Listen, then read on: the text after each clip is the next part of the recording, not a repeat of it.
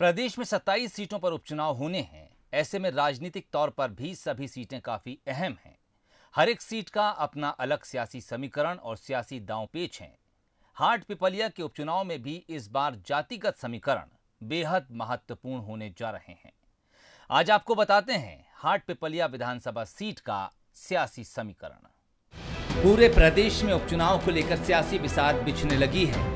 कुछ ऐसा ही हाल मालवा की हॉट सीट हाट पिपलिया का है। हाट पिपलिया उपचुनाव में इस बार जातिगत समीकरण भी मुद्दा बनता नजर आ रहा है।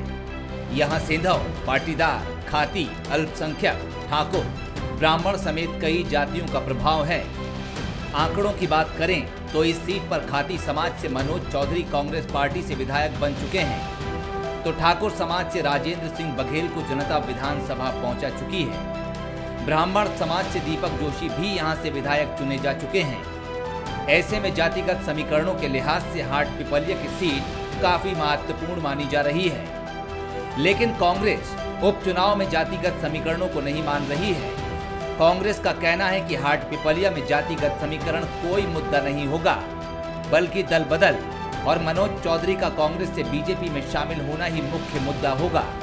पिछले 40 सालों में जितने चुनाव हुए हैं, आप उठा के देखेंगे तो जिस जाति के विधायक रहे हैं उनका अमूमन मैं समझता हूँ कि 8% से लेकर 10-12% तक की बाहुल्यता है। हाट पिपलिया विधानसभा में कभी भी जातिगत मसला नहीं चला है। पिछली बार जो चुनाव हुआ था, निश्चित रूप से कहीं न कहीं प्रेजेंट एमएलए के खिलाफ एंटी इनकम्बेंसी का माहौल था। ये बात हमको स्वीकार करना चाहिए। दीपक भाई ने कितने ही काम कर लिए हों, कितने ही दौरे कर लिए हों, उनके खिलाफ माहौल था। मैं समझता हूँ कि उस समय अगर किसी को भी टिकट मिलता तो निश्चित रूप से चुनाव अच्छे से जीतता। जनता ने 5 साल का मैंडेट दिया था नए खून को, नए विज़न को, परंतु अगर वो धोखाधड़ी करी उसने जनता के साथ, तो इस तरीके से 3 तरीके का आक्रोश इस विधानसभा में देखने को मिलेगा और अंतोगत्वा इसका फायदा कांग्रेस को मिलेगा। वहीं बीजेपी जीत का दावा करते हुए कह रही है कि जनता उसके साथ है। सभी जातियां उसके साथ पहले भी रही हैं और इस चुनाव में भी खड़ी हुई नजर आएंगी।